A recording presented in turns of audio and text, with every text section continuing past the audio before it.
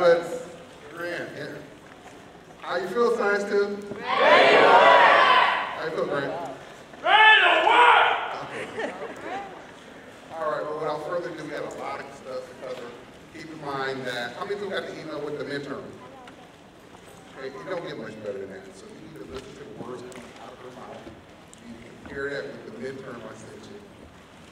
You need to try to pull the gem out of her mouth that are going to work in the midterm. So we send them a copy of the midterm. We listen for what you say. So let's give it up to Dr. Collins. Great to be back here with you again today. So last week we started to talk about cognitive psychology. Does anybody remember what that was?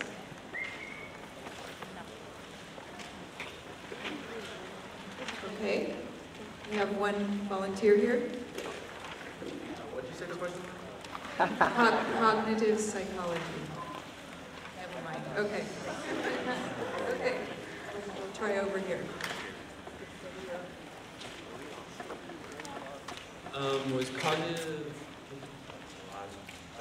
Was cognitive psychology about how the brain recognizes patterns and how it can be tricked, and that's why you showed us all those illusions of how the focus affected our ability to focus on other things and multitask?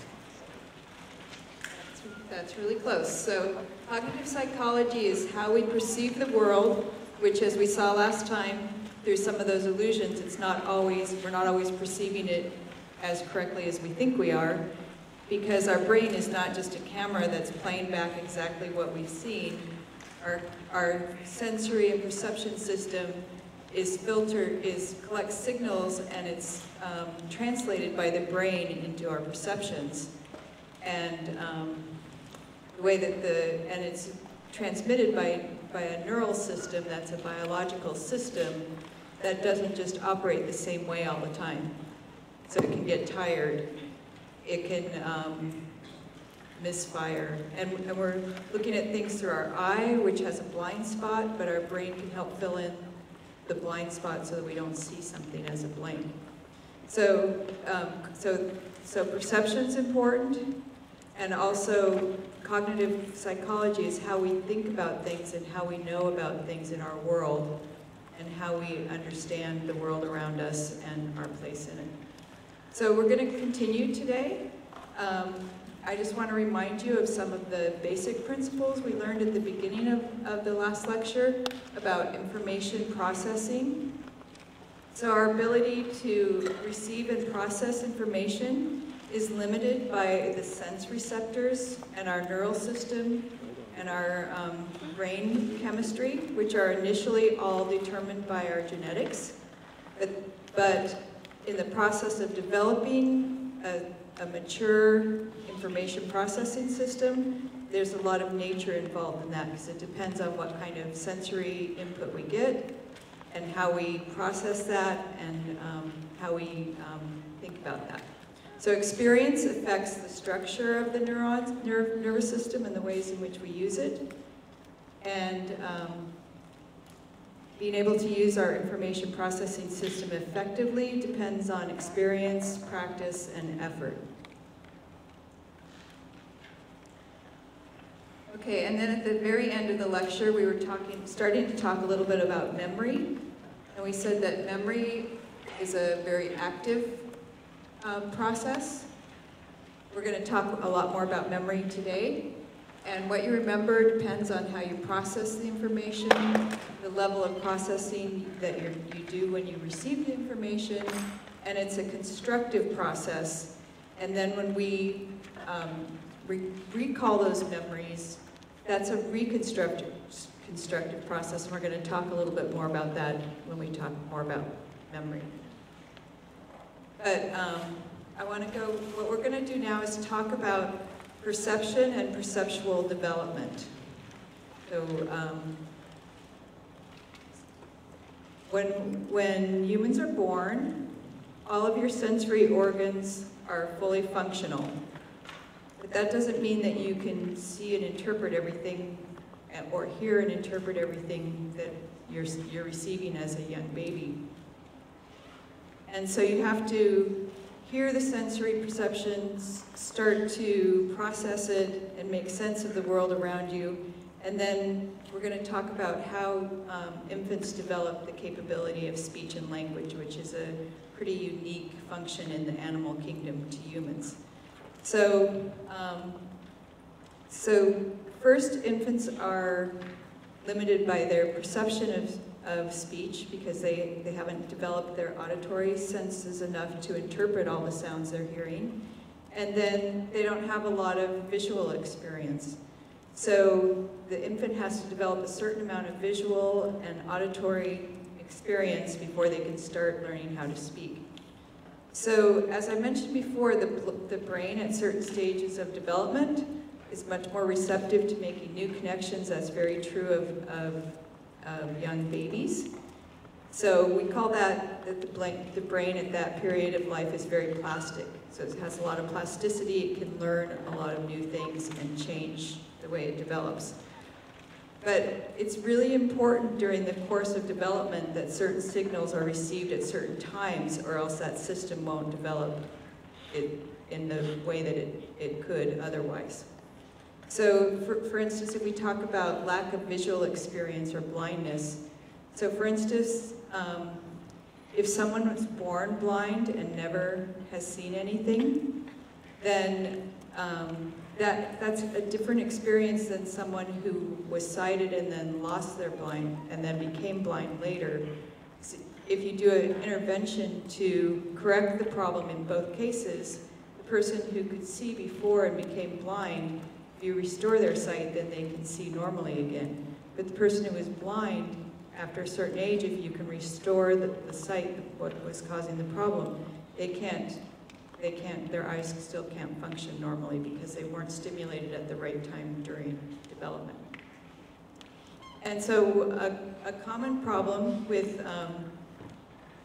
children is that they can be born with being cross-eyed. And so what that really means is that their eyes don't work together as a binocular pair. They work individually, and so the children have just monocular sight instead of binocular sight. So if there's no intervention and that's allowed to continue, then the child will only be able to see the world in 2 dimensions. They won't be able to have any depth perception. But again, if you can fix that problem before the child is 2 or 3 years old, usually it's a problem with the muscles of the eye, and so you can do some surgery to correct that, then the child can develop normal 3-dimensional vision. But if you wait to correct the problem when they're 7 or 8 years old, it doesn't make any difference. They still won't develop that 3-dimensional vision. They'll only have the monocular vision. Okay, and so then how do babies start to develop language? So when babies are born, they're born with the capability of speaking every known human sound in any human known language that there is. They have a much broader range of sounds that they can hear, differences in sounds that they can hear, and in sounds that they can make. Although even newborn babies do show a preference for what will become their native tongue, and this is because they've heard that language spoken by their mother before they were born, and what they prefer most about their native language is the melody, stress, and timing of the language. So different languages have different kind of melodic flows and stress and timing. So babies start making sounds between 5 and 7 months and start babbling in syllables 7 to 8 months. The babbling sounds are all the same in all of the languages. But by the end of the first year, babies start to combine syllables to make them sound like words, such as ni, dadi, mani. And babbling is very important. So children that don't babble are often slower to develop speech. And even children that are deaf will babble with their hands if they're living in a family with parents that use sign language. So the babbling teaches the child how the sequence of muscle combinations lead to different sounds to produce speech. And so even by the age of just 10 months old, Babies already have learned the sounds of their native tongue, and they can't always hear the sounds that are different in other languages. And so part of that learning process of how to speak a particular language is forgetting other things that you knew. So part of learning is forgetting things that you don't necessarily need to know. And so most children learn languages in the same kind of stages. They start with cooing, babbling, one-word utterances, two-word utterances, and what's called telegraphic speech, which is like two-word sentences. So, like when my daughter was 18 months old, I used to read her a lot of nursery rhymes, and she wanted to tell me one of the nursery rhymes back. So her version of Humpty Dumpty sat on a wall was Humpty Dumpty Boke. So that was the nursery rhyme in 3 words. So they use very simple words, but they can convey a lot of ideas with those simple words. And they start already learning basic adult sequences and grammar. And the rate of learning between children can vary. And actually, as cognitive psychologists have studied children developing languages, what the child is really doing is they're inventing their own language. They have to reinvent the language. They're not just memorizing and saying words back. Otherwise, they wouldn't make certain grammatical mistakes because it would just be all memorization. So they're actually learning and constructing the language for themselves. This is why if you have twins, sometimes they will actually develop and speak their own language that only the 2 twins can understand. So how many of you know how to speak 2 languages since you were a baby? So you are probably really good at both of those languages, and it's going to be a lot easier for you to learn additional languages. How many of you started learning a language maybe when you were in 7th, 8th, or 9th grade? So it's much harder to learn a language then, and if I tried to learn a new language now, it would be even harder. It's really hard for adults to become fluent in a second language. So what accounts for the difference? Again, it's that whole idea of the plasticity of the brain and the flexibility to learn and speak different sounds. So even though I can say, I started taking Spanish when I was in 7th grade. I can speak some words. I do still remember some from high school. But when I say the words, I'm not going to be saying them the same way that someone who's spoken it from birth would say it. And that's because by the age of 10 months, you already are only hearing the sounds from the languages that you're hearing around you. And when you start to use your muscles and form the words, then the inside of your mouth, which is a very soft palate when you're first born, starts to harden. And so you're not even able to make sounds or even hear sounds the same way as when you were younger. So you can't develop the same type of language skills. So really, beyond the age of 6 even, it's difficult to learn a second language. We have a question.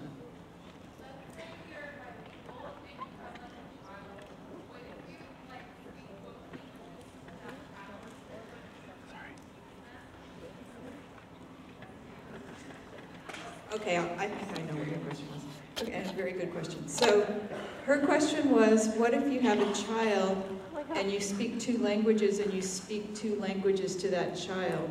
Is that going to confuse them? And actually, it might make them learn both languages a little bit slower at the beginning, but they will become fluent in both languages equally well, because at that young age, they can learn both languages much easier at the same time than learning languages one at a time. So I know several. My brother has 2 children. He speaks English. He married a woman from Croatia, so she speaks Croatian, and they both speak German. So they spoke English, German, and Croatian to their children, and from birth, and they are your age now, and they speak all 3 languages fluently. So if you have the option to teach your children multiple languages, do it while they're young, because they'll benefit their whole life from that.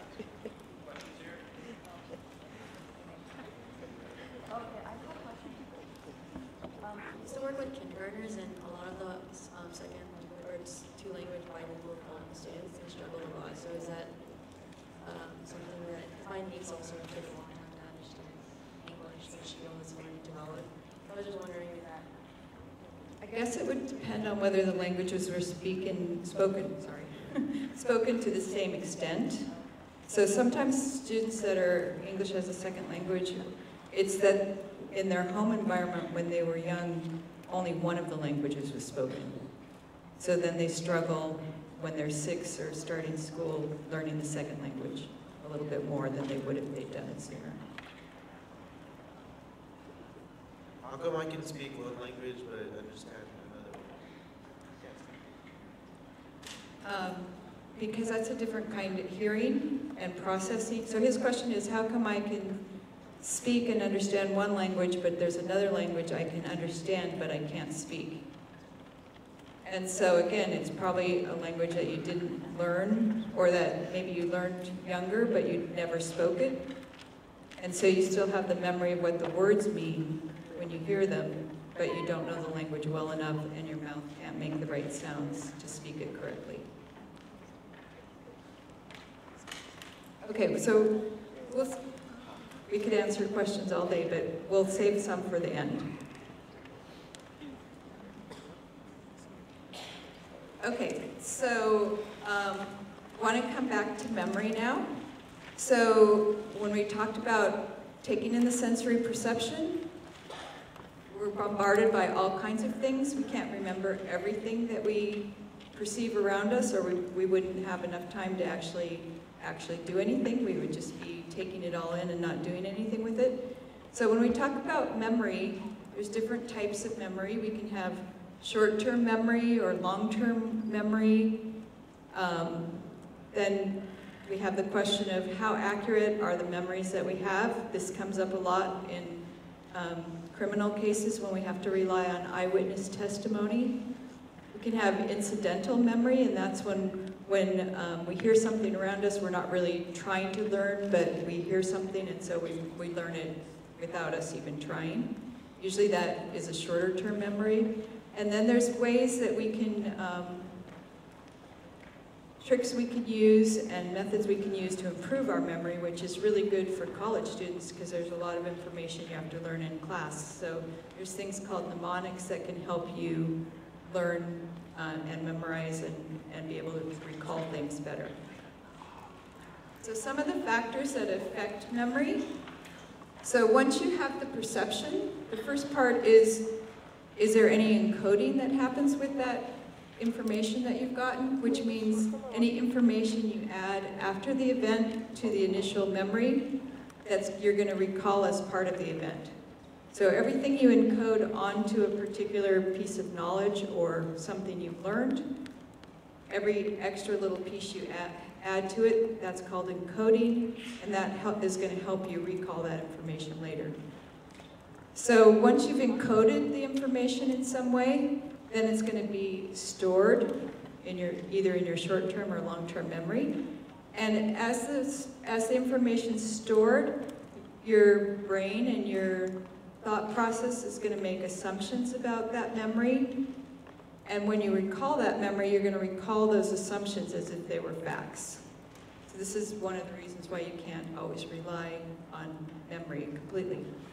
And then once you've stored the information, you have to be able to retrieve it so you can use it again. And so the retrieval is, when you retrieve the information, this is what I was talking about when I talked about recall being reconstructive. You're taking a memory that may not be a complete memory, and there may be some gaps in it.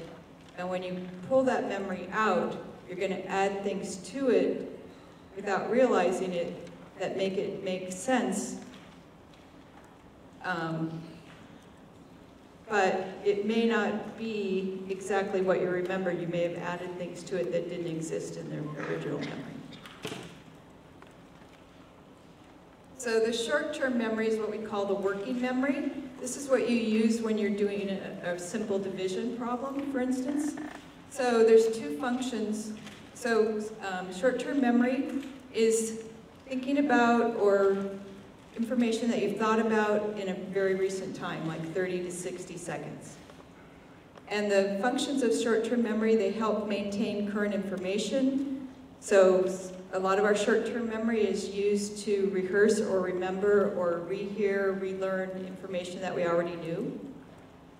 So, for instance, of course, we don't really have to do this anymore now that we have cell phones, but you used to have to know a lot of phone numbers when I was growing up. You had to know your home phone number, your grandmother's home phone number, your best friend's home number. You had to know at least 10 or 20 phone numbers off the bat.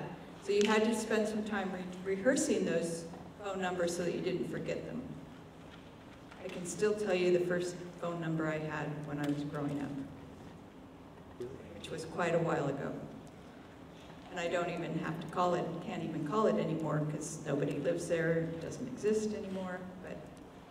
And then the other function of short-term memory is the mental workbench. So that's when you're doing quick problems, like you're at the grocery store and you only have $5 and you want to get 3 different things and you have to make sure you haven't overspent your $5 before you get to the counter. Those mental math problems you're doing in your head are a function of your short-term memory. Okay, so the short-term memory characteristics, it's a very limited capacity. You can't remember huge amounts of stuff short-term. And it only holds information very briefly, again, 30 to 60 seconds, unless you pay attention to that and encode it in some way so that it gets moved into longer-term storage. Okay, so what I'm going to do now is I'm going to kind of illustrate to you when I say capacity is limited, saying that you only have a 7 plus or minus 2 digit ability to remember numbers. So what I want you to do is I want you to put your pencils down because I don't want you to write the numbers down. And I'm just going to read you some numbers and then I'm going to see if you can remember and repeat them back. It has to be your short-term memory, so you can't write them down, or that's not really using your short-term memory. Okay, so you ready? Here. So 1, 9, 3. How many of you can repeat those back to me? Someone want to volunteer to repeat them back?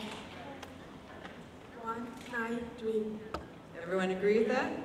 Okay, so we can all remember 3 digits.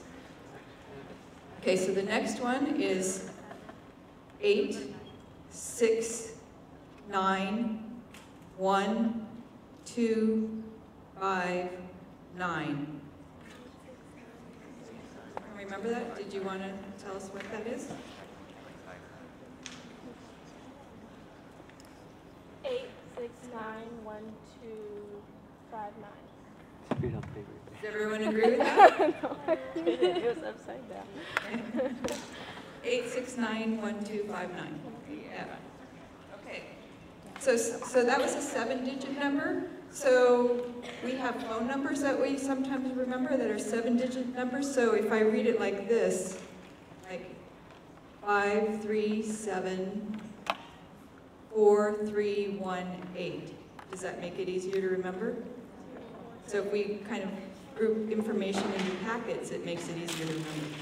Okay, so that's our 5 digits, so that's 7 minus 2. So a little more challenging. Ready? 6, 8, 5, 7, 2, 0, 1, 6, 2, 3. Anyone want to try that one?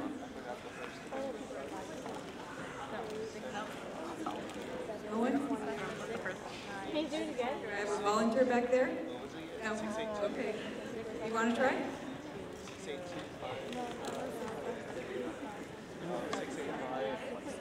Okay, short term, that's why. Okay, so if I go even longer than that, there's not any point really, right? Okay, so I'm gonna give you another 7-digit number, and I'm not going to ask you to tell it to me right away, because we're going to test to see how long your short-term memory lasts. Okay, ready? Okay. 2, 9, 5, 4, 3, 7, 6. Okay, so while we're waiting, I'm going to read some other numbers, and then I'm going to ask someone to volunteer.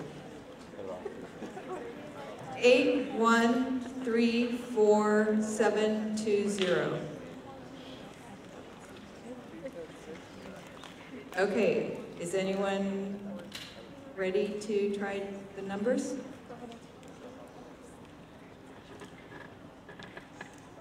Two, 9, 5, 4, 3, 7, 6. What do you think? Did you get them right? Okay. How did you do that when I was giving you other numbers to think of? I just thought of the numbers.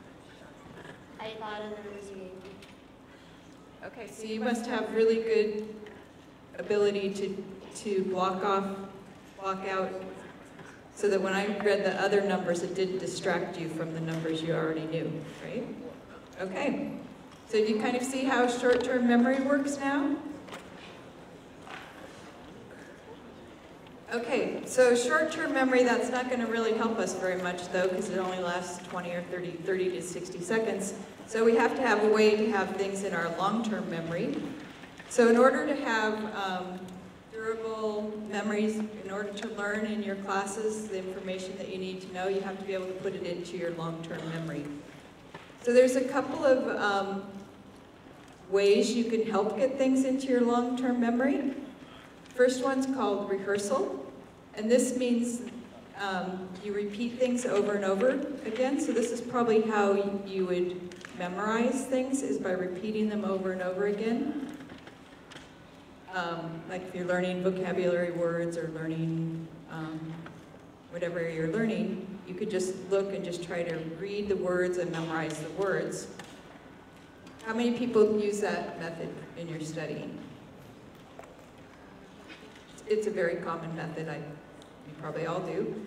But research has shown that in order to make the memory durable, just doing repetition isn't the best way to keep the memory in your long-term memory.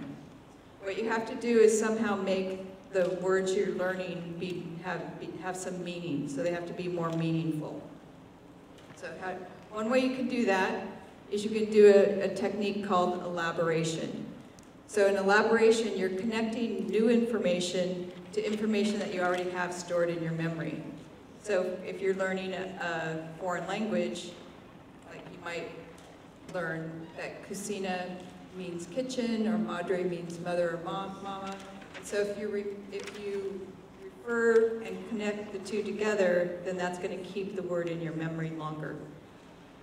Or you can make a picture, a mental picture in your mind. So if I were giving you a list of 2 words to memorize, and I gave you the words piano and cigar, then you might make a mental picture of a piano smoking a cigar, so then that will help you remember those 2 words better. It doesn't have to make sense, but trying to add meaning to it. But the elaboration takes a lot more mental effort than just rehearsing. You actually have to think about what you're going to do to make something have meaning for you.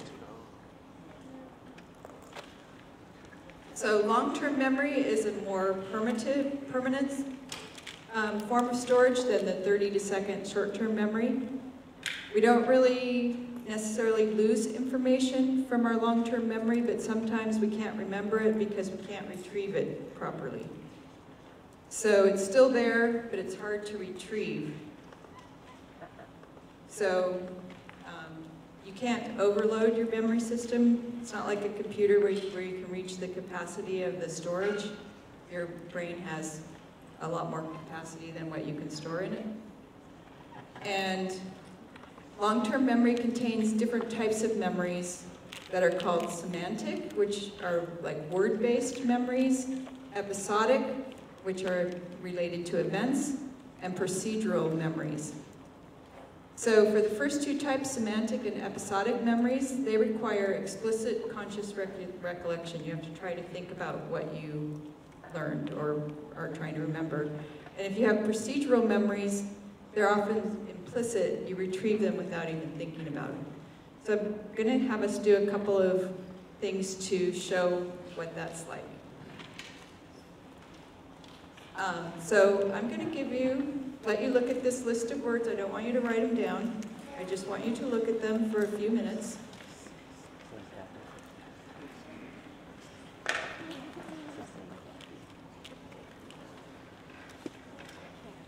So there's 16 words.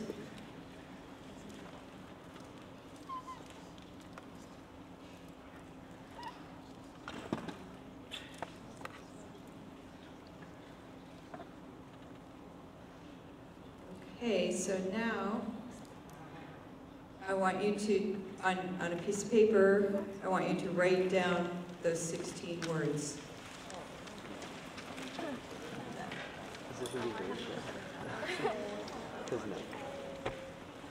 What? The 16 words, just write them all down any way you want to write them down. They don't have to be in any particular order.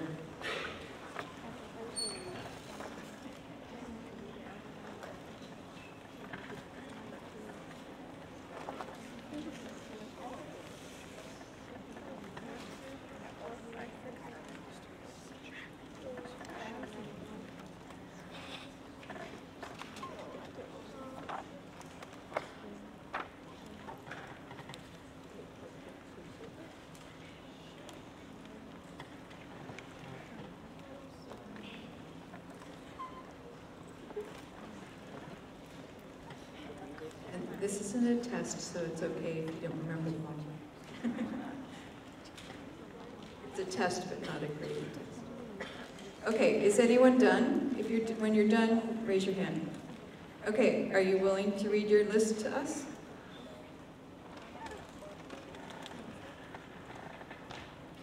Bird, cat, cow, hat, sheep, couch, chair, dog, socks, table, pants, jacket, desk.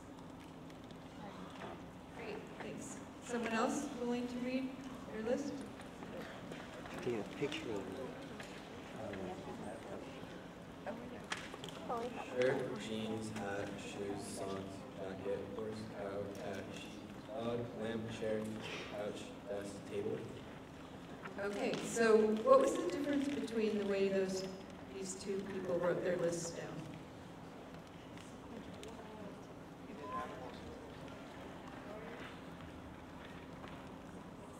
So put it in categories.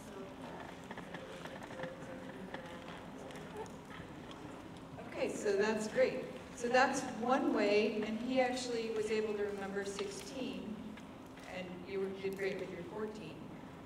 So that's one way we encode our memories, is by putting them into categories that make sense to us. So by putting them into categories, you did some of that making the words meaningful, and that helped you remember them better. So when you're studying for your classes, if you do the same things and kind of learn things that go together, then that helps you remember them better. Okay, so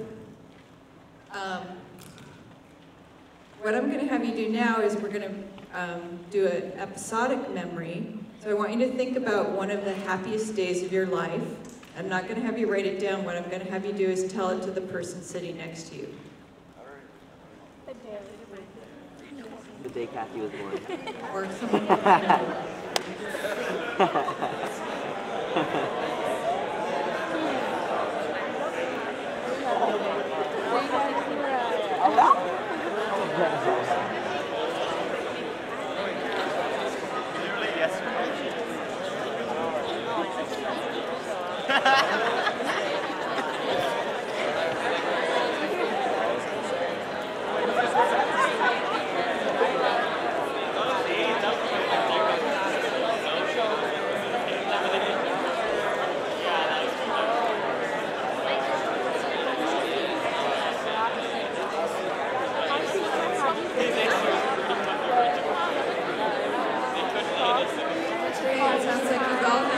Really happy days. Did everyone get a chance to share your happy day? Do a couple of you want to share it with the whole class? Do I have some volunteers? How about someone from over here? Someone back here. Do you have a memory you want to share with someone, with the class? I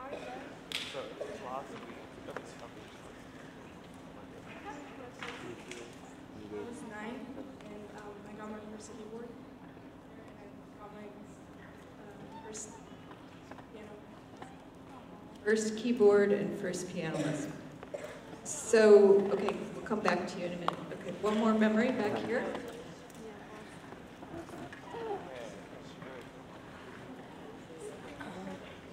Watching the Star Wars Episode 7 trailer. Star Wars Episode 7, Force Awakens. Okay. So when you think of that happy memory, what were some of the things that you had to do to remember that memory? How you felt? It's like, let's go to the Star Wars memory. If I say Darth Vader to you, what's the mental picture you have in your head when I say Darth Vader? Someone want to tell me? Like, if I say Darth Vader, what is the picture that you have in your mind when I say that? Or how do you remember that? Or do you remember how you first knew that? Okay, clearly watching Star Wars, do you remember how old you were and where you were when you learned that? It was when I was in middle school, and I was watching Star Wars with my parents in their room on their bed. We were all family, face down, and watching the movie on the TV screen. Okay, so sitting with your family, watching it on the big screen. So when you have an episodic memory, you're remembering a lot of the emotions involved and a lot of the other things that were happening when you created that memory. Okay, so how many of you drive cars? Do you remember what it was like when you first learned how to drive a car? Okay, what was that like? It was fun, but a little scary. Fun but scary because you had to pay attention to everything, right? My brother was yelling at me. Okay. Okay, so what I want you to think about now is you're driving on the freeway and you want to change lanes, so you're in a lane, you want to change over into the lane on the left. Show me what you're going to do that. Because you all can do that, right? Demonstrate. Check blind spot.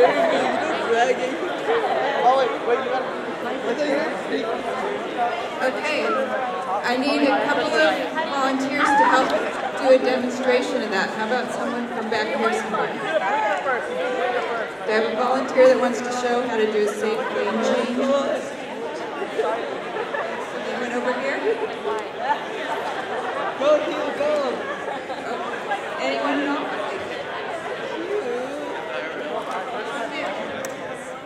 Anyone else want to demonstrate how to make a safe change lane? Okay.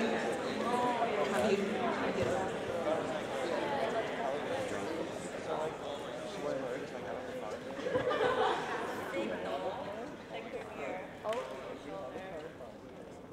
Check it out. That's how you turn your Show us. And then, okay.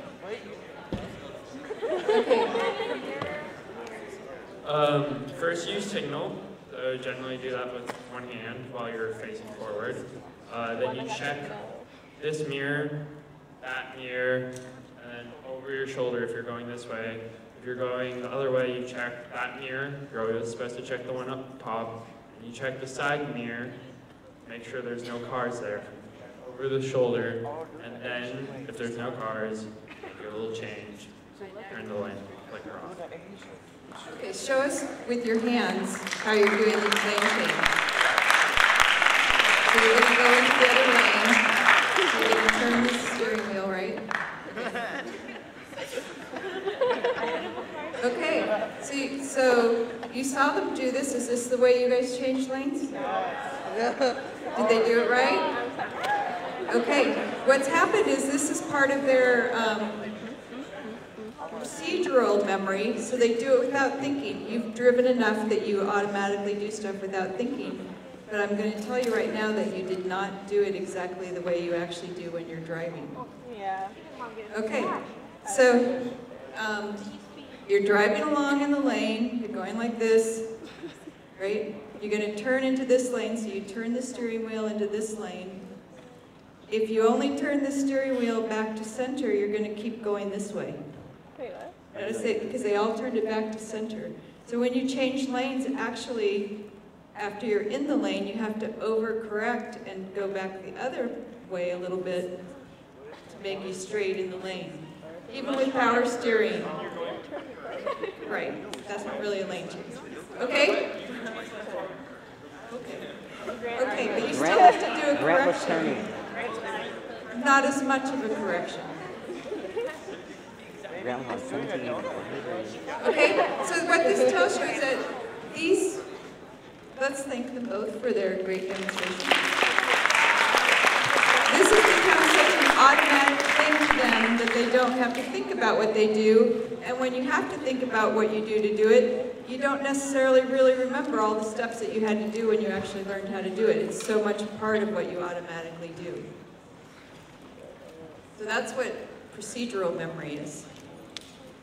Okay, so then we talk about, okay, we're not going to be able to get through everything, but when we talk about memory, we have to worry about how accurate is the memory and how durable is the memory. Have any of you had anything that's happened to you that's what's called a flashbulb memory, where no matter how long your life is or whatever you do, you're always going to remember that moment in time? Like for me, 9/11 is one of those times. I can tell you exactly where I was when I heard the news about 9/11. Also, date myself a little, the day that John F. Kennedy was assassinated, I can remember that too. So those are what are called flashbulb memories, and they seem like a memory that's so vivid that we're reliving it. We can relive it. But what I'm going to do now is show you a little bit about what happens in trials when we rely on eyewitness testimony. We only have 5 minutes, but eyewitness testimony is actually, by judges, is considered the least reliable information in a trial, but by juries it's considered the most reliable. So I'm going to give you a chance to be an eyewitness, and you can tell me what you think.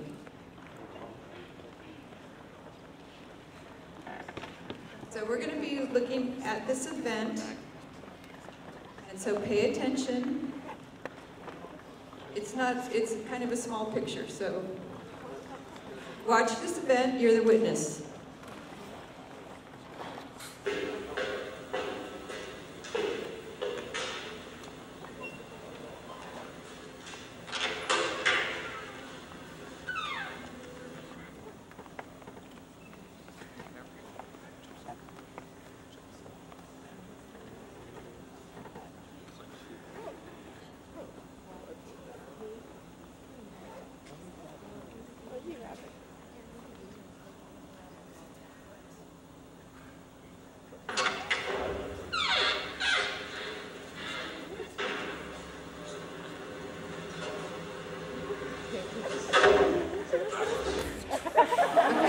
So this was a bomber on the roof.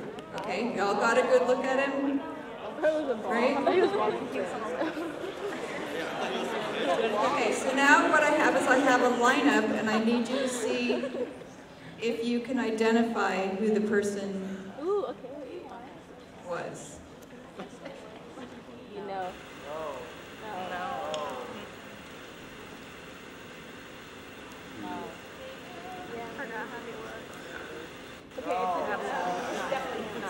This is a good.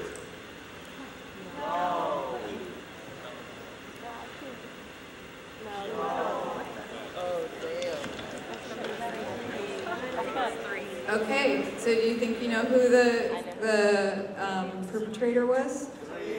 4 or 5. How many people say 3? Or 1. Okay, I hear 1. Anyone think it was 1? It was 6. Oh, I think I heard a 5. Any? Are you sure that you saw the perpetrator in that lineup? I didn't see him. Oh yeah, I did. So when police do a lineup, sometimes there's assumptions that the person who committed the crime is in the lineup, and so there's a lot of pressure to choose someone. Actually, in this particular lineup, none of those were the people you saw in the video. Oh, I knew it.